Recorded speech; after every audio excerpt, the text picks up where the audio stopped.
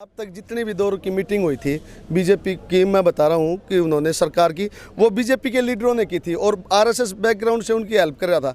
अब जो दूसरी देखिए जो मीटिंग थी 2 तारीख की, वो आरएसएस अब फ्रंट पे और बीजेपी के लीडर पीछे से। वो आरएसएस और बीजेपी नहीं चाहती कि उसके अंदर किसी प्रकार की कैजुअलिटी हो। इतना बड़ा आंदोलन है, अभी हरियाणा पंजाब का तो आंदोलन है नहीं, पूरे देश के कोने कोने से ये लोग आए हुए हैं और पूरे वर्ल्ड की मीडिया और पूरे वर्ल्ड के किसान वर्ग इस आंदोलन रूपी क्रांति को देख रहे हैं। तो वो नरेंद्र मोदी अपने नाम को और अपनी पार्टी के ऊपर एक बेदाग नहीं लगाना चाहता, वो चाहता है कि ये आंदोलन बिल्कुल शांतिपूर्ण तरीके से चले और आरएसएस अब फ्रंट पे आके डील कर रहा है। अब इन्होंने जो 2 मुद्दे उठाए थे, 4 मुद्दे केंद्र बिंदु किए थे किसानों ने और इन्होंने 2 के ऊपर अपनी सहमति दी। इन्होंने नीचे से ऊपर उठाया, जबकि वे तो कानून है कोई भाई, बिजली का कानून नहीं है। लेकिन क्या है कि सरदार बिरादरी है जो किसान पंजाब का, वो उनकी वहाँ पे बिजली जो प्राइवेट कंपनियों की है। हाँ, ये बीजेपी का टेक्निकल पॉइंट है। इंडिया के अंदर बीजेपी से ज्यादा टेक्निकल राजनीति कोई नहीं करता और वो देखते हैं कि उनके बहुत सारा मशीनरी पूरे भारत की सरकारी तंत्र और नेशनल मीडिया और उसके बहुत सारे अंडरग्राउंड ऐसी चीजें हैं जो इस आंदोलन को चलने की कोशिश में है। लेकिन उन्होंने अब 1 महीने से ऊपर का समय है, इनमें उनको सफलता नहीं मिली क्योंकि किसान वर्ग पूरा एक ही उद्देश्य है कि हमें ये 3 काले कानून वापस करवाने हैं। हमारा कोई उद्देश्य किसी एक लीडरशिप पे आंदोलन नहीं चल रहा, किसी एक व्यक्ति के लिए, किसी एक स्टेट को आगे लेके हम नहीं आ रहे। हमारे तो जो 40 या 50 जो जत्थेदार हैं और कुछ हरियाणा से है, यूपी से लीडर, उनकी हाँ उसके नेतृत्व में हम यहाँ लड़ाई लड़ रहे हैं भाई साहब। जो विपक्ष की बात करूं मैं, पहले तो सत्ता को तो लोग गाली दे ही रहे हैं, वो तो पता ही है, जेजेपी बीजेपी को दे रहे हैं, लेकिन जो विपक्ष की भूमिका है वो कहीं नजर नहीं आ रही। चौधरी भूपेंद्र सिंह हुड्डा कहता है कि मैं किसानों के साथ हूं। तो किसानों के साथ होने से क्या मतलब है? तू आगा साथ रहो। आप ये देखोगे कि दीपेंद्र सिंह हुड्डा है जो जब पिपड़ी में लठ बाजे तो उन्होंने कोविड-19 का बहाना बना के घेराबंदी कर ली। वो कहता है कि मैं किसानों के साथ हूँ। तब वहाँ तो 80-80 साल के बुजुर्गों के सिर पर लट्ठी लग रही थी और आपके लड़के ने आपने कोठी में बिठा लिया। आपके लड़के की तो जान इतनी प्यारी और लोगों के सिर फुड़वा दिए। आपने देखा कि राज्यसभा के अंदर दीपेंद्र सिंह हुड्डा राज्यसभा एमपी है, जब वहाँ पे काउंटिंग हुई तो वहाँ पे वो क्यों नहीं था भाई?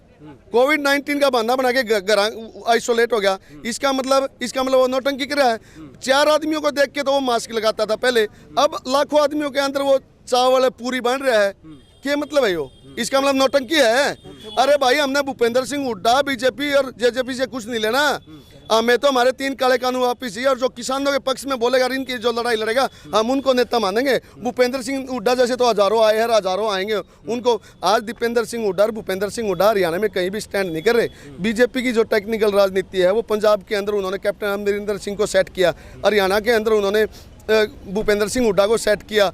इस सेट करने का मतलब पिछले कुछ सालों से आप देख रहे होंगे, जब बीजेपी और जेजेपी सत्ता में आई तो भूपेंद्र सिंह हुड्डा ने कहा था कि ये तो 1 महीने भी कौन चला है, मेरे पक्ष में बीजेपी के 20 कैंडिडेट हैं जो मेरा समर्थन देना चाहें, जबकि उस समय बीजेपी के पक्ष में माहौल था। आज किसान आंदोलन की वजह से पूरा भारत और पूरा विश्व बीजेपी के खिलाफ है। आज उससे 4 कैंडिडेट नहीं आ रहे बीजेपी की तरफ से। इसका मतलब क्या है? सारे निर्दलीय है और जेजेपी के कैंडिडेट हुड्डा के पक्ष में आने के लिए तैयार हैं, लेकिन उसके पक्ष में 4 कैंडिडेट बीजेपी के नहीं आ रहे। इसका मतलब हुड्डा लेके नहीं आ रहा। हुड्डा के दम से बीजेपी चल रही है, ना कि खुद के दम से चल रही है। मैं कह देना चाहता हूं कि भूपेंद्र सिंह हुड्डा जी, आप नौटंकी मत करो। किसानों की हकों की लड़ाई लड़के आज आप यहां तक पहुंचे। आपके दादा परदादा ने, आपका खुद का कोई स्टैंड नहीं है। किसानों ने आपको नेता चुना था और आज जब किसान सरेआम लूट रहा है सड़कों पर, जो निरंकुश शासक उसका खून पी रहे हैं, आप ग्रामोन धारण करके बैठे हो। बोले यार मैं तो साथ में हूँ। अरे साथ में आओ तो आज ना लठ लगा जब तो तू घर मर जाए और पाचन को बोले मैं साथ में हूँ। ये कौन सी नौटंकी भाई? दूसरी मैं निर्दलीय को कहना चाहूंगा, भाई निर्दलीय में लो, तारा सब ने बेड़ा पट गया, इमाम के अंदर सब नंगे होते हैं भाई। यहाँ आपने देखा कि भाई सोनीपत के जो मेयर इलेक्शन थे कांग्रेस ने जीता। कांग्रेस को कह देना चाहता हूँ कि ये जो जीत है ना, ये आपकी जीत नहीं है, ये लोगों का, आम जनता का गुस्सा है और उसकी गलत नीतियों की वजह से, बीजेपी की गलत नीतियों की वजह से कांग्रेस को वोट मिला है। में भी तो कांग्रेस जीती है। नहीं, वो पहले थी, आंदोलन शुरू होने से पहले थी। देहात का एरिया है, देहात का एरिया जमींदारा का है। बीजेपी की नीतियां जमींदारों के खिलाफ है तो उन्होंने कांग्रेस को जिता दिया। दूसरा, सोनीपत का वोट बैंक कांग्रेस को इसलिए मिला क्योंकि थर्ड फ्रंट था नहीं, जेजेपी साफ हो गई थी उसका। दूसरा बच की कांग्रेस, लोगों ने उसको जिता दिया। दीपेंद्र और भूपेंद्र को घमंड करने की जरूरत नहीं है कि ये वोट बैंक हमारा है। और मैं निर्दलीय कह देना चाहता हूँ, आप तो सबसे बड़े नमक हरामी निकले। लोगों ने आपको जितवाया, देहात का सारा वोट बैंक। आप तो बोले को नहीं, 1 मिनट भी नहीं बोले। आपने तो सबसे पहले इस्तीफा देना चाहिए था। सबसे बड़ी गद्दारी अगर किसान कौम के साथ की है तो निर्दलीयों ने किया है। आपका वोट बैंक तो अर्धेहत का है। सार वाले तो तारा लासी को निकाला भाई, सार वाले लोग तो हमने देख के राजी को नहीं। और तमें बांधा गड़ा बनाओ जेजेपी का, जेजेपी और जेजेपी बांधा बनाई निर्दलीय का।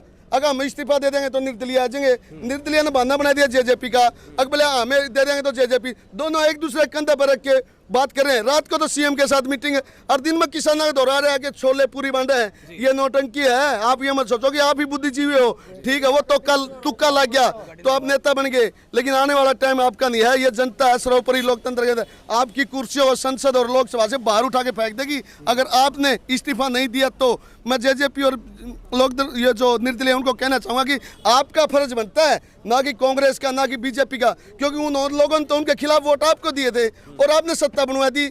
सोमवीर सांगवान जी, मैं आपको एक बात कह देना चाहता हूँ, सांगवान खाप के प्रधान हो आप। बीजेपी ने आपकी टिकट काट दी थी। खाप का प्रधान होते हुए लोगों ने निर्दलीय आपको जितवाया। सारी खाप ने पैसा इकट्ठा करके आपको जितवाया।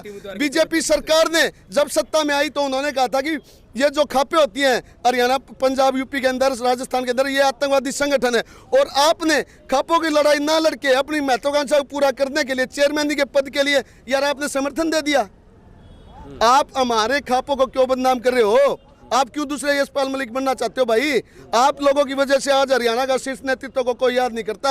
अगर आप अपने स्टैंड पे होते, हमारे खापों के प्रधान और यशपाल मलिक जैसे लीडर ना होते तो आज हरियाणा के लीडर पंजाब के जत्थेदारों के साथ बैठे होते। लेकिन आप जैसे लोगों की करनी का फल है कि हमें भुगतना पड़ रहा है और आम जनता के पास कोई विकल्प नहीं है, नेता ढूंढने से नहीं मिल रहे। तो मैं आपको कहना चाहूँगी आप इस्तीफा दीजिए, मैदान में आओ तो ईमानदारी से आइए, नौटंकी मत करिए। दिन में तो आप किसानों के पास आते हो, रात को सीएम के साथ मीटिंग, ये कौन सी नौटंकी है भाई?